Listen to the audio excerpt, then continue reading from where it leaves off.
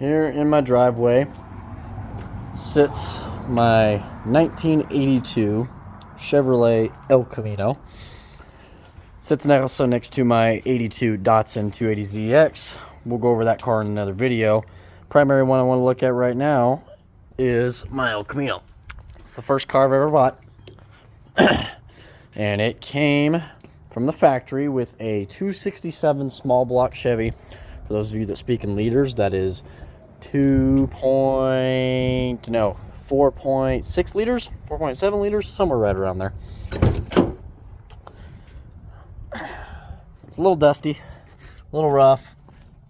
The seat's been redone, poorly, mind you. Certain cosmetic things are out of it. Let me see the fan shrouds there. I've wired in some switches here for electric fans because I put an electric radiator with electric fans on it, or aluminum radiator, I should say. Needless to say, she's a little neglected. She's been sitting here about a little over a year with no engine in it. Hey, look at that. Hood latch is stuck. All right. Always something to fix around here. It's going to be part one of a series that may take quite some time, primarily for funding. Trying to, get the build going and everything. But it's got no engine and no transmission in it. It's got the original GM 10-bolt rear end with the 7.5-inch carrier, so fragile like glass.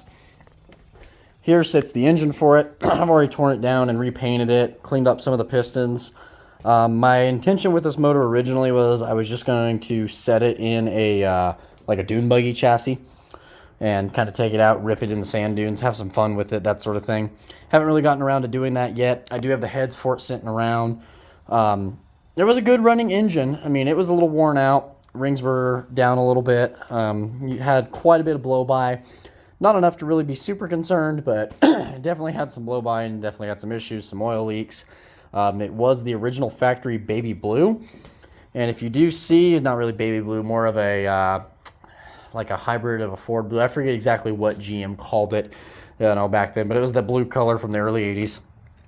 See, it even says 267 on it.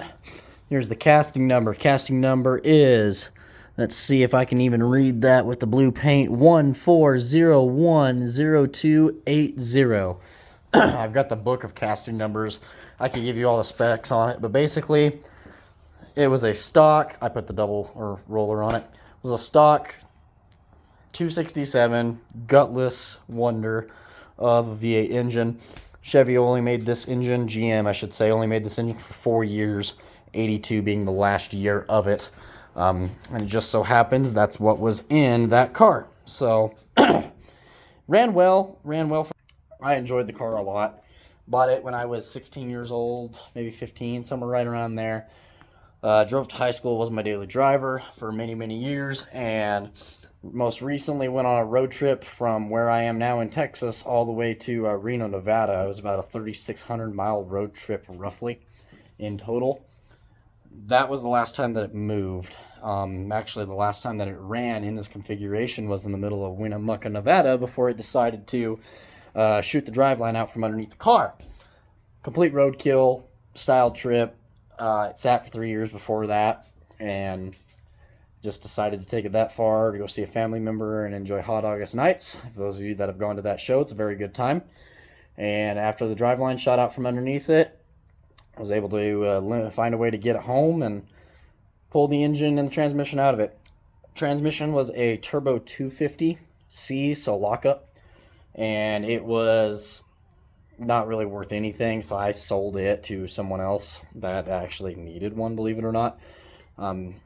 And basically it's a Turbo 350 configuration without the intermediate clutches behind the front pump, plus it had a hollow input and output shafts and a bunch of lighter, smaller parts that not really useful for any application of mine whatsoever. I've got Turbo 350s, Turbo 400s lying around here in my garage floor. If you guys saw the first video, you guys know that I'm looking at turning this channel really into a really in-depth transmission channel primarily. However, I'm going to be kind of dive deeping into little bits of different things here and there, especially when it comes to my projects. So El Camino obviously needs some paint. It's not the only El Camino I own. I own two more. I own an 81 and a 77. The 81, I believe, is still an A body.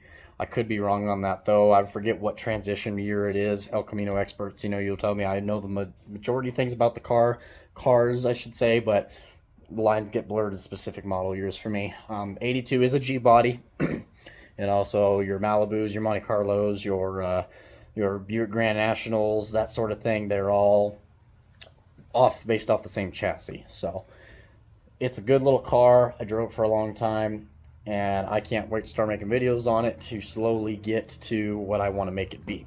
So here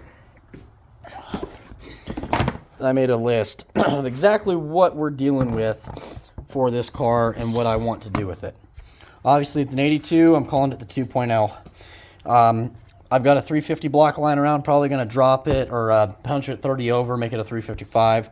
Put a turbo 400 in it, a 4.9-inch in the rear, pretty standard stuff. Figured out what camshaft I want, what lifters I want. We're going to go with a hydraulic roller lifter cam. I need a balancer. I've got a timing set, which I don't need that on there anymore. Basically, I've got the majority of the parts with the exception of the crank, the camshaft, the lifters, and a bunch of other knick-knack little small stuff. So over time we'll be building this engine. I'll be doing videos about, the build and kind of documenting it as I go around.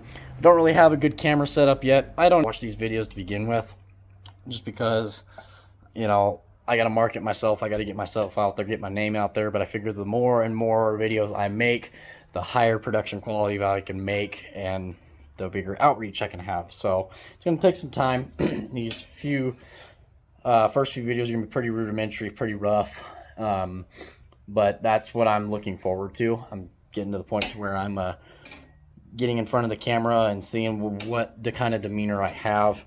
Obviously, it's going to take some time to figure all that stuff out too, but you can't be afraid to do it. So that's a little bit of history on the 82 El Camino. I can give a really deep dive on a separate video that I would love to do if you guys are interested, which I'm probably going to end up doing anyhow. The more content, the better at this point. So it's a great little car. Can't wait to start wrenching on it. The whole intention behind it is primarily to be a really nice street strip cruiser. And if I take it to the drag strip, I'd like for it to lay down a decent little number, probably somewhere in the low 12s, high 11s, somewhere right around in there.